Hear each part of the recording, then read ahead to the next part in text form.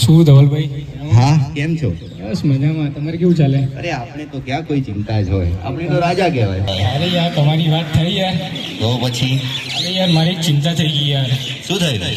યાર એક તો જોને મારી બેન એક તો ભણવાની લત લગાવીને બેઠી છે યાર, કે મારે ભણવું છે યાર. એને કંઈ સમજાય યાર, એ તો ભણવું આ જમાનામાં કંઈ ભણાતું હોય યાર. અરે છોકરીઓને ભણવાનો તો અધિકાર હોતો હશે વળી. ચાલ હાલત ધમકાઈ દઈએ. ચાલ. મને આઝાદી જોઈએ, મને આઝાદી જોઈએ, આઝાદી આઝાદી.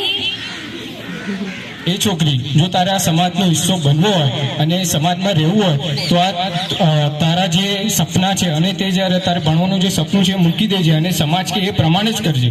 પણ મારે ભણવું છે, ભણીને કંઈક કરવું છે. શું તારે ભણવું જ છે? તું છોકરી છે, તારે ભણવાનો અને સપના જોવાનો કોઈ જ હક નથી. પણ મારે મારી લાગણીઓ વ્યક્ત કરવાની આઝાદી જોઈએ. તારે બોલવું છે, સમાજ તને બોલવાની આઝાદી નથી આપતો. પણ મને સમાન અધિકાર જોઈએ, પૈસા કમાવાનો હક જોઈએ. પ્રકૃતિએ સ્ત્રી અને પુરુષ બંનેને અલગ બનાવ્યા છે, માટે તને એવો કોઈ જ અલગ પ્રકારનો અધિકાર નહીં મળી શકે. પણ મને આ પ્રકારના સામાજિક બંધનોથી મુક્તિ જોઈએ. શું તારે મુક્તિ જોઈએ છે? જો તારે આ સમાજમાં રહેવું હશે તો માથું ઓઢી અને માથું નમાવીને ચાલવું પડશે. પણ હું જ કેમ મારે ભણવું છે, ભણીને કંઈક કરવું છે. એ છોકરી, જો તારે સમાજનો હિસ્સો રહેવો હોય અને જો તારે આગળ ભણવું હોય તો સમાજ કે એ પ્રમાણે અને માત્ર ધોરણ 8 સુધી. તારે કામ કરવાની કોઈ જરૂર નથી. તારી જગ્યા રસોઈ ઘરમાં જ છે અને જો તારે કામ કરવું હોય તો કર, પણ માત્ર રસોઈ ઘરમાં જ. અને તને બોલવાનો પણ અધિકાર નથી. જો તારે બોલવું હોય તો અમે કહીએ એટલું જ. तुम पढ़ नहीं सकती, बोल नहीं सकती, काम नहीं कर सकती.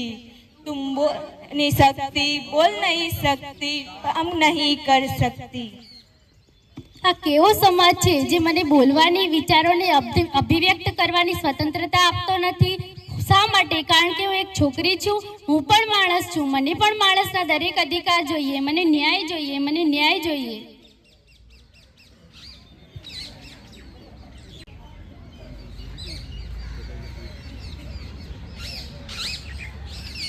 તમે કોણ? હું બંધારણ છું. જ્યાં જ્યાં અન્યાય, અત્યાચાર, શોષણ, ભ્રષ્ટાચાર હશે ત્યાં ત્યાં હું આવીશ. તમારા કરતા ઉપરી છે? હા, હું તમારા સમાજ અને સંસ્કૃતિ બધાથી જ ઉપર છું. એ બહેન ભીખા, કોણ છો તમે? હું બંધારણ છું. તને આ સામાજિક બંધનથી મુક્ત કરવા આવી છું.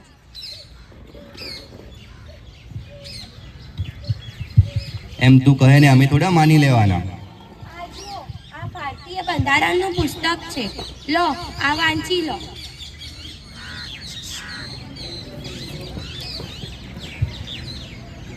અરે ભાઈ, આમાં તો એવું લખ્યું છે કે સ્ત્રી અને પુરુષ બંનેને સમાન ગણવાના. નહીં માનતો આવી બધી કોઈ બાબતને કે આ કોઈ પુસ્તકનું હું નહીં જાણતો ભાઈ. આ પુસ્તક તો ભારતના બંધારણીય વડા ડોક્ટર ભીમરાવ બાબા સાહેબ આંબેડકરે રચેલું છે. આ ભાઈ પુસ્તકને માનવાનું જ નથી ભાઈ. પણ જો આપણે નહીં માનીએ તો આપણને પોલીસ પકડી જશે. તો યાર માનવી પડશે યાર. હા, તો ચલો આ બધાને પણ સમજાવીએ કે જો આ પુસ્તકના અંદર લખેલી બાબતોને નહીં માને તો કાયદાકીય પગલાં લેવામાં આવશે. જો તમે, આ ભારતનું બંધારણ છે અને આમાં સ્ત્રી શોષણ સામેના વિવિધ કાયદાઓ લખેલા છે. જો આને આપણે નહીં માનીએ તો આપણા તરફ કાયદાકીય પગલાં લેવામાં આવશે. એવું છે તો માનવું જ પડશે. સ્ત્રીઓને ભણવાનો હક આપવો જ પડશે. તો શું હું હવે ભણી શકીશ? મારા સપના પૂરા કરી શકીશ? હા, તું ભણી શકીશ અને તારા બધા જ સપનાઓને તું પૂરા કરી શકીશ.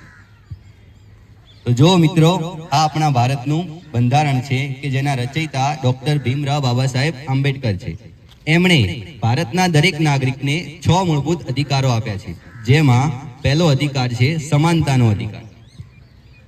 બીજો અધિકાર છે સ્વતંત્રતાનો અધિકાર. બીજો અધિકાર છે શોષણ સામેનો વિરોધનો અધિકાર. ચોથો અધિકાર છે શૈક્ષણિક અને સાંસ્કૃતિક વારસાનો અધિકાર.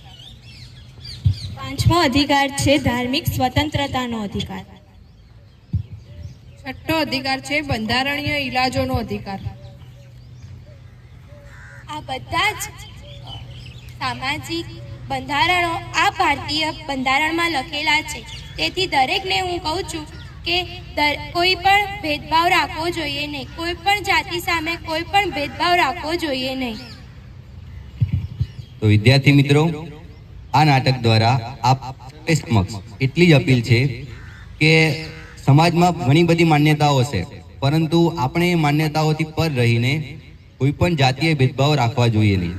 અને એ બદલ આપણે આજે એક પ્રતિજ્ઞા લેવાની છે. તો જે માટે આપ સર્વે સ્થાન ઉપર ઊભા થાઓ અને જમણો હાથ આગળ કરો.